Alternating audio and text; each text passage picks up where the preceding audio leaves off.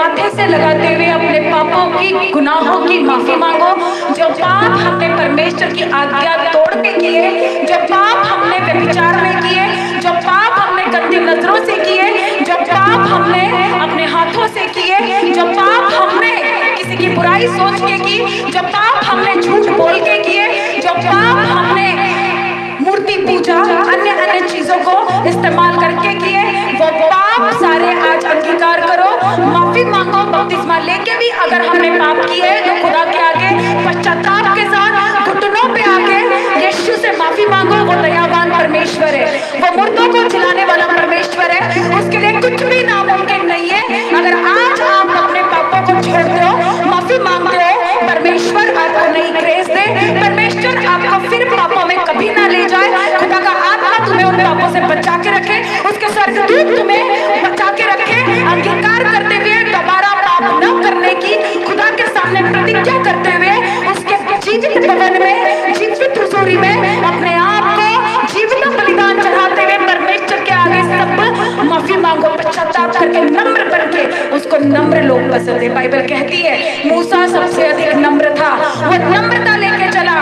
नम्र व्यक्ति परमेश्वर को पसंद है। जो अहंकार में होता है, जो घमंड में होता है, परमेश्वर उससे नफरत करता है। जो अपनी मनमानी करता है, परमेश्वर की आज्ञा को तोड़ता है, परमेश्वर उससे घृणा करता है। बाइबल कहती है अगर तुम मुझसे प्यार करते हो, परमेश्वर कहता है अगर तुम मुझसे प्यार करते हो तो तुम साबित करोगे कि तुम मेरी आज्ञाओं को मानोगे। ऐसी एक भी आज्ञा नहीं होगी जो तुम तोड़ोगे।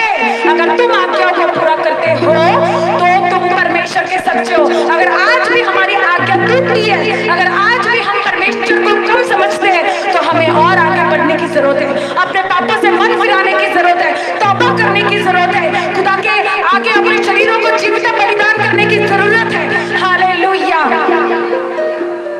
अपनी रोटी को सिर से आके रखो। वचन ऐसा कहता है जब अंतिम फसह का भोज था, प्रभु यीशु मसीह ने अपने चेलों से कहा आज इस दुख को सहने से पहले, उस अंतिम घड़ी में जाने से पहले, आज मैं तुम लोगों के साथ आनंद मनाऊंगा। उस क्रूस पे चढ़ने के पहले जो शिक्षा, जो कठोर दंड एक बेगुनाह के लिए, जिसने कोई पश्चाताप, जिसने कोई उसके ऊपर दोष सिद्ध नहीं कर सका, एक ऐसे निरपराधी जिसने कोई अपराध ना किया हो, फिर भी अगर वो क्रूस पे चढ़ाया जाए, उसके लिए परमेश्वर ने पहले ही मन में तैयारी की। परमेश्वर ने कहा आज मुझे क्रूस पे, आज मुझे उस दुख को सहने के पहले तुम्हारे साथ में अंतिम भोज करना है। अंतिम भोज का मतलब तुम्हें वो आज्ञा फिर से बतानी है, तुम्हें वो आज्ञा फिर से समझानी है, तुम्हें वो मार्ग फिर से बताना है कि तुमने मेरे जाने के बाद क्या करना है। मैं तुमसे दूर चला जाऊंगा पर तुम उस आत्मा को पाओगे।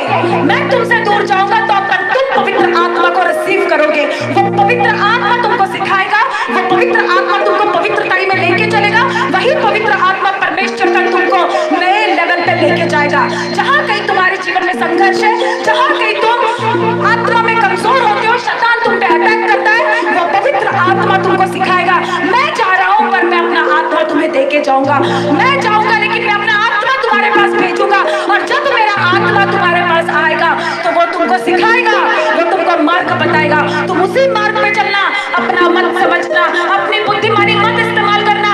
जिस मार्ग पे वो पवित्र आत्मा तुम्हें ले जाने की कोशिश करे, उसी मार्ग पे जाना। वो भले ही तुमको ठीक लगे ना लगे, आज तुमको वो रास्ता सही लगे ना लगे, लेकिन जहां तुम्हें प्रभु ले जाना चाहता है, जिस रास्ते पे तुम्हें प्रभु ले जाना चाहता है, उसकी कॉलिंग कुछ भी हो तुम्हारे जीवन में, वो प्रभु का इनकार मत करना। वो प्रभु को सामर्थ्य से भर के स्वीकार करना। वो जीवितों का परमेश्वर है, वो मुर्दों का परमेश्वर नहीं। वो कहता है, वो बताता है कि मैं ही जीवित परमेश्वर हूँ। हालेलुया।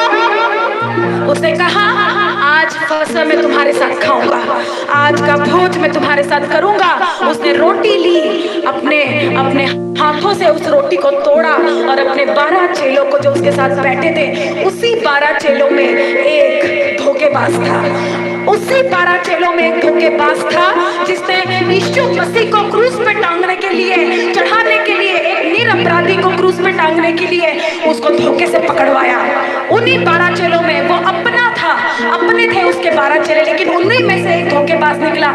उन्हीं में से एक ने परमेश्वर यीशु मसीह को चंद चांदी के सिक्कों के लिए में बेच दिया, उन लोगों के लिए मोल दे दिया, खरीद दिया परमेश्वर को कि जाओ मैं अपने परमेश्वर को तुम्हें सौंपता हूँ, जा जिसने मुझे उद्धार में लेके आया उस परमेश्वर की मैं धज्जियां उड़ा रहा हूँ। इस तरीके से उस इस्करियोती ने परमेश्वर को एक कुछ चांदी को सिक्कों के लिए बेच दिया।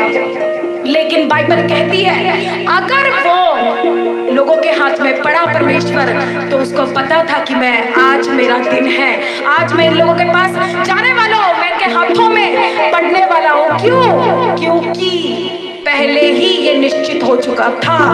अगर ये निश्चित नहीं होता तो आज तुम और मैं इन पापों से नहीं बचते, आज तुम और मैं अपने गुनाहों से बाहर नहीं आते, आज तुम और मैं सच्चा रास्ता जो खुदा ने हमारे लिए ठहराया वो नहीं जान पाते, क्योंकि वो बलिदान हुआ, उसने तुम्हारे और मेरे पापों के लिए क्रूस की सजा सही। उसको याद रखना, उसको भूलना मत कि वो तुम्हारे पापों और मेरे पापों के लिए मारा गया, गाड़ा गया और तीसरे दिन मुर्दों में से जी उठा। कौन किसके पापों के लिए मरता है? कौन किसके गुनाहों के लिए अपनी जान देता है? लेकिन प्रभु यीशु मसीह ने हमारे पापों के लिए अपनी जान दी और आज भी वो जीवित है, आज भी वो यही मौजूद है, आज भी उसका सामर्थ्य आदि का काम करता है, आज भी वो लंगड़ों को चलाने की सामर्थ्य रखता है, आज भी वो मुर्दों को चलाने की सामर्थ्य रखता है, आज भी बीमारों को चंगा करने की सामर्थ्य रखता है। जो कोई बाइबल कहती है, जो कोई विश्वास करता है, बपतिस्मा लेता है, उद्धार उसी का है, स्वर्ग का राज्य उसी का है। आज कुंजिया स्वर्ग के राज्य की कुंजिया मैं उसको दूंगा, बाइबल कहती है, प्रकाशित वाक्य कहता है स्वर्ग के राज्य की कुंजिया मैं उसको दूंगा। उस रोटी को तोड़ो, और बाइबल कहती है वो रोटी सबने ली और अपने मुंह में रखी। परमेश्वर ने कहा ये रोटी नहीं है, ये मेरा मांस है।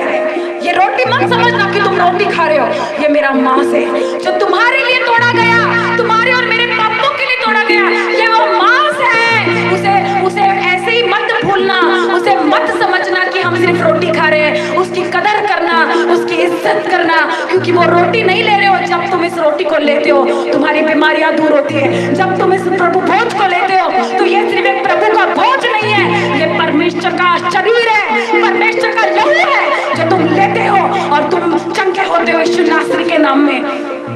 सब उस रोटी को, परमेश्वर के मांस को अपने मुंह में लो, क्योंकि बाइबल ऐसा कहती है जब कोई इसे लेगा वो उद्धार पाएगा। सब लो उस रोटी को, उस जूस को अपने हाथों में लो, सिर से लगाओ। ये कोई अंगूरों का सिर्फ जूस नहीं है, ये तेरा वो लहू है प्रभु जो तूने हमारे पापों के लिए बहाया। प्रभु हम जानते हैं कि तू निर्दोष होके भी तेरा एक एक कतरा उस क्रूस पे से बहा। प्रभु आज ये सिर्फ एक अंगूरों का जूस हम नहीं ले रहे हैं, लेकिन ये तेरा लहू ले रहे हैं परमेश्वर। ये लहू हमें मुर्देपन से आजादी देता है, ये लहू तेरा परमेश्वर हमें चंगाई देता है, ये लहू सारे पापों और गुनाहों से शिफा देता है। ये वही लहू है परमेश्वर जिसका कतरा कतरा हमारे लिए बोलता है। ये वही लहू है परमेश्वर जो हाबिल के लहू से उत्तम बातें करता है। ये वही लहू है परमेश्वर जिसको लेने से हम नए जीवन में प्रवेश करते हैं। ये वही लहू है परमेश्वर जिसको लेने से हमारे सारे जो दंड की आज्ञा है वो सारी दंड की आज्ञा मनुष्य पे से हट जाती है। ये वही लहू है जिसको लेने से हम पूर्ण उद्धार को पाते हैं। यीशु मसीह ने कहा अपने चेलों से, ये प्याला जो मैं तुम्हारे लिए देता हूँ ये जूस नहीं है, ये मेरा लहू है जो तुम्हारे पापों के लिए बहाया जाएगा।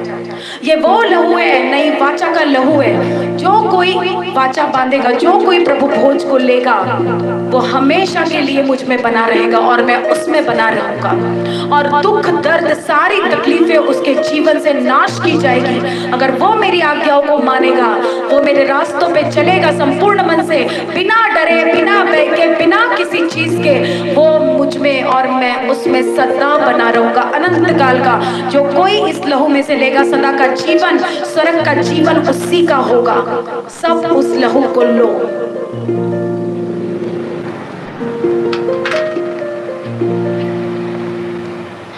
ये दुनिया तुमसे बैर करेगी क्योंकि उसने मुझसे भी किया है। भरमाई ना जाना तुम शैतान में, कब किसको उसने चैन दिया। आशीष के लिए तुम बुलाए गए, को दिया करो। आशीष के लिए तुम बुलाए गए, आशीष ही सभी को दिया करो।